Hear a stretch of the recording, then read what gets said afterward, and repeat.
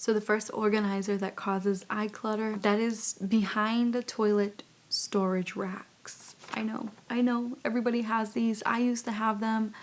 I grew up with them as well, and what I remember with them is how easy it is to to put as much hair products and skincare products in them, and it just causes eye clutter. Not only eye clutter, but it's a pain in the butt to clean, take down everything, wipe it all down. I do want to say, I know the bathroom can lack storage, so if your bathroom doesn't have like a under the sink situation storage cabinet, I totally get why people want this, because you do need some type of storage in the bathroom for toilet paper, for some towels.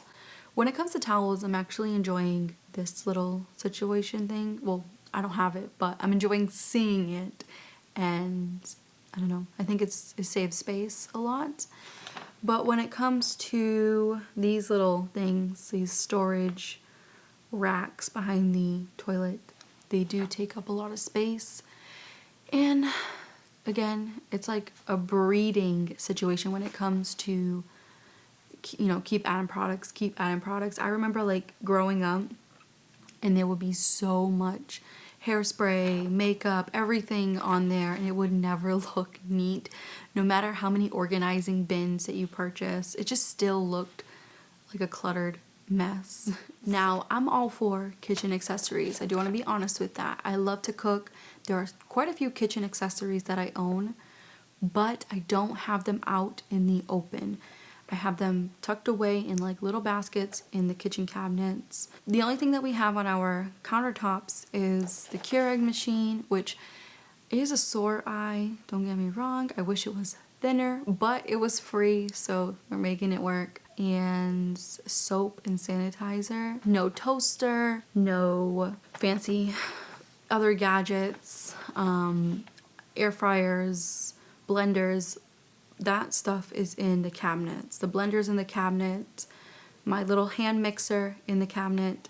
The things that I own too as for kitchen accessories are things that I use or things that I'm going to use, especially like around the holidays, cooking for a lot of people, or just again cooking for ourselves. We do cook a lot here.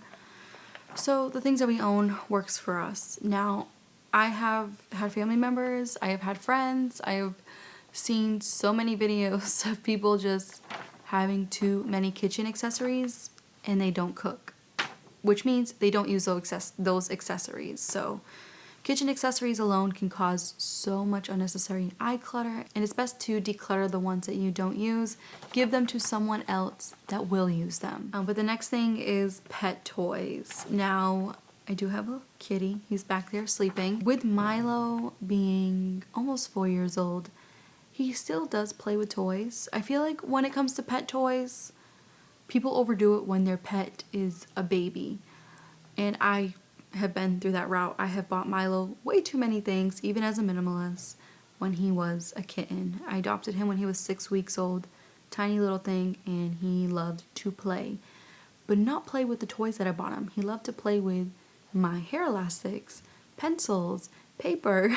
A lot of pet toys are unnecessary, and they can cause unnecessary eye clutter, especially if they're just laying around the house.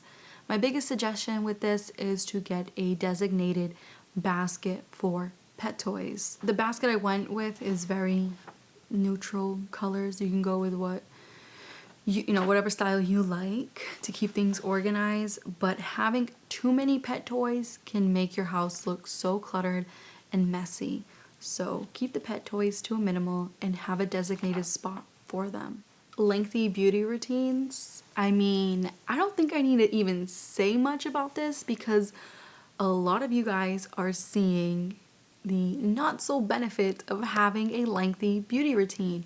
Skincare, makeup, hair care. I've been through this route too so many times as a minimalist and non-minimalist. I used to love makeup, stocked up on all of it, had like bins and bins of lipstick, mascara, nail polish, the whole nine.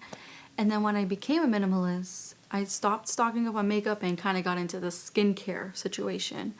A drawer filled with face creams, moisturizers, face washes, under eye cream, like it just was insane. And that was only like 2 to 3 years ago. We live and we learn. And with me, you know, everyone's routines are different, but with me, I don't wear makeup. I haven't worn makeup in, I want to say like 4 years now. I only wear lip balm, and I make sure the lip balm that I use is going to nourish my lips, not be pointless. And that's just me right now. I'm not against makeup. Maybe one day I will do like a minimal makeup situation. With that all being said, this stuff doesn't cause unnecessary eye clutter because there's not much of it. So not only does it help me save space, but it also helps me save money because these products do expire over time. So please keep that in mind. Hair products, skincare products, makeup, especially makeup, these things expire in like 6 to 12 months or less. So forget these kind of videos. Let's just leave these things in the past. We do not need these many products. No one actually needs these many products in their home. Clothes you never ever wear. Now, this can cause eye clutter when you open up your closet or you open up your bureau, your drawers, however you want to call it. And I also have been through this, and I've talked about it many times before. I used to own a lot of clothes. I used to even have bins under my bed that I would take out because like those sweaters wouldn't fit in my bureau or dresser, however you want to call it. Like I said, we call them bureaus here. They wouldn't fit in the drawers. So I had to come up with like an elaborate plan to fit the clothes that I just kept buying. Again, this can cause so much eye clutter because clothes take up a lot of space, especially jackets, sweaters, dresses. These things take up a ton of space. If you look in my closet now, I don't have much. I mean, there are times I wish I had more dress-up outfits, but I know that time will come. As of right now, it's just not the right time, and what I have just works for me. So I keep it very simple. I think this is the most simplified my outfits have ever been. Like every time I open my closet, I don't dread it. I actually feel very calm when I open it, and I feel happy because everything has a place and it's neat and it's not like super cluttered. I remember having a closet too where I couldn't even like grab clothes without everything else falling on the other side, and absolute nightmare. So try to declutter the clothes that you're not wearing so it doesn't cause you unnecessary clutter and stress. Next thing is old tech gadgets. I've talked about this before. I personally met people where they keep like bins of old tech gadgets. I don't know why, but they do. And there are places where you can bring these old tech gadgets in and get cash for them, which that's what I did with my vlog camera. I got cash for my vlog camera. I was very happy about it because I wasn't using it and it was just collecting dust. I don't vlog anymore. Not into that. I'm more into helpful videos, and I already have a regular camera that works great. So yeah, I didn't really care for the vlog camera that much. So I decided to bring it to a place. I traded it in for some cash. And there are quite a few places like that. They'll take any old electronics and give you cash. Now, it's not going to be a significant amount of money. You're not going to be extremely wealthy from it. But instead of having all of this old tech gadgets that you're not going to use, and it's going to cause eye clutter in your house, why not get some cash for it and put that money towards your savings, or put that money towards a new laptop or something. I heard also that Apple gets rid of old tech gadgets if it's Apple products. There was, I think I brought, this was like a couple of years back, something I brought to them to just recycle. They don't give you money for it, they recycle it, which is fine by me. As long as it's getting properly recycled, like these tech gadgets, that's another thing I want to mention. Most tech gadgets have lithium batteries in them, and they do not belong in the trash. You have to be very careful when you discard these things. So yeah, I either go to Apple or I go to like these techie guys that give you cash for old tech gadgets. So if you are that person that still has your Motorola or still has your hit up, your Boost Mobile hit up, you could get cash for those things and they wouldn't cause unnecessary clutter or iClutter in your house? DVDs and CDs. I don't think I need to spend too much time on this topic because we are in different times. Let's face it, CDs and DVDs took up so much space in our lives. I used to have a CD collection. It was like a giant binder. I used to get rid of the cases because of the clutter, and I used to just have this giant binder in my car back in like 2010, 11. We were still listening to CDs around those times. I used to just like dig through it, pick a CD, and then, you know, that was my way of listening to music. But things have changed. There's Spotify, there's YouTube. Like when you're in the car, you can just put your Bluetooth on and listen to YouTube if you don't want to pay for Spotify.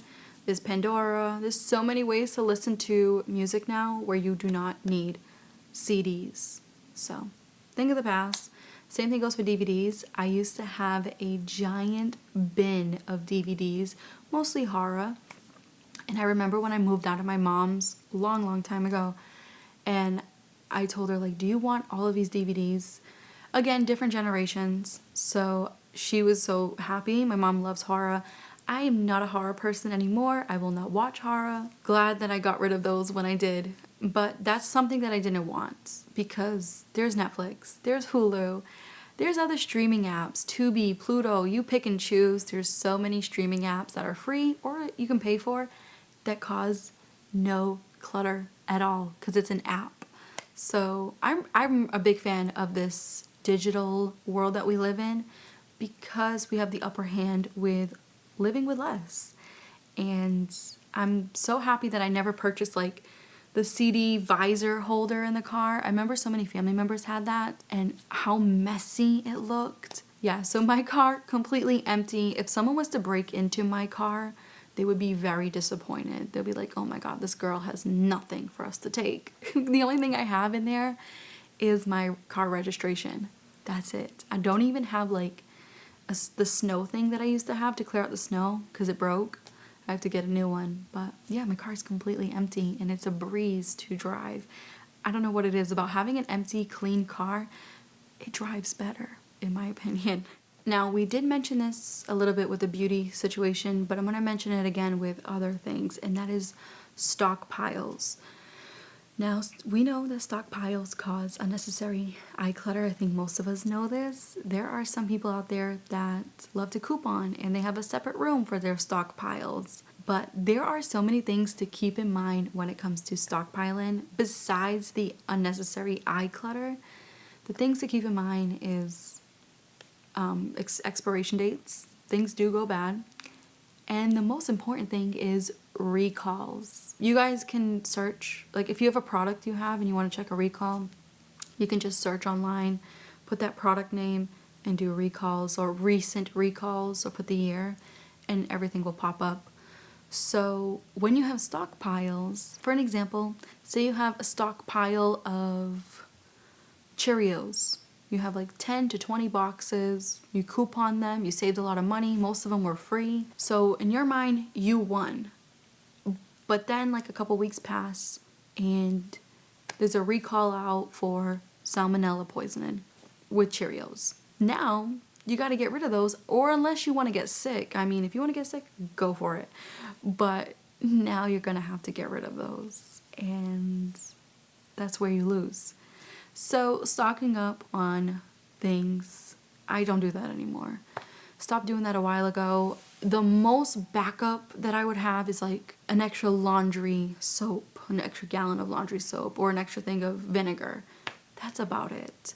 Everything else I only have one of, like my conditioner, shampoo, just one each. My leave-in conditioner, just one. Certain items, certain food items, I try not to stock up on anymore. I don't buy 2 bags of fresh kale anymore because 1 bag always goes bad. Try not to overstock items, like stockpiles. That's another thing of the past. Let it go. You do not need stockpiles. I've said this in a couple videos. Your house is not a store. And the last thing is something that I actually own. I own and my partner owns and family members own, and that is open shoe racks. Now, I am beginning to not be a fan of these unless they're like tucked away, But when they are out in the open, oh my goodness, the amount of eye clutter these cause is insane. And also, some people like to stack up their shoes on them and create like a tower of shoes. Like I mentioned, I do own a shoe rack. So does my partner. It's okay for now. I think in the future we will try to find something a little bit more simpler and less unorganized looking. I know not everything's supposed to be aesthetically pleasing, but I do think these take up unnecessary space and they're a pain in the butt to dust. We're both over it. We want something a little bit more modern and minimal looking, and yeah, something just neater, something that's very discreet. Again, I could be biased with this whole open shoe rack thing, but I just think it's a pain in the butt to clean, and they cause so much unnecessary clutter. It's like a breeding ground for like, how many shoes can you really fit on it? And people take it to the next level. I hope you guys enjoyed, and let me know down below what are some organizers that you think cause unnecessary eye clutter.